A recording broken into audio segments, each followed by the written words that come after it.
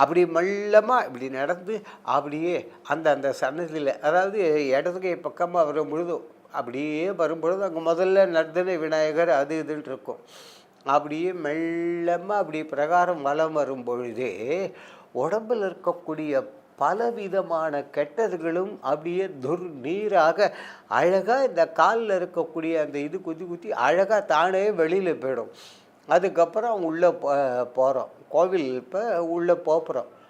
இவ்வளவு நேரம் நடந்த பாதை வேறு, கோவில் உள்ளுக்குள்ளே இதே மாதிரி முள்ளாக இருக்கக்கூடிய அந்த பாதை, அந்த செங்கலை வச்சு கட்டப்பட்ட பாதை அல்ல அது.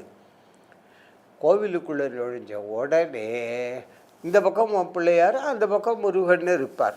தெரியறதா? பிள்ளையாரிடம் ஆண்களும் பெண்களும் செய்ய வேண்டியது இல்லை, 2 பேருமே யாராக இருந்தாலும் சரி, இப்படி குட்டிக்கலாம், அப்படி தலையில் குட்டிக்கொள்ள வேண்டும். அதற்கு அடுத்தது தோர்பிகி கர்ணம் அப்படின்னு சொல்லக்கூடிய தோப்பு கர்ணம், அதை போடணும். இந்த தோப்பு கர்ணத்தை தயவு செய்து பெண்கள் போடக்கூடாது. இது நிஷித்தம், விலக்கப்பட்டது. பெண்களுக்கு தோப்பு கர்ணம் கிடையாது, ஞாபகம் வச்சுக்கோங்க. காரணம் என்ன என்றால், பெண்கள் வயிற்றுக்குள்ள கர்ப்பப்பை இருக்குது. இப்படி அவர்கள் கோவிலில் உட்காந்து தோப்பு கர்ணம் போட்டாக்க அதுக்கு பாதிப்பு வந்துவிடும்.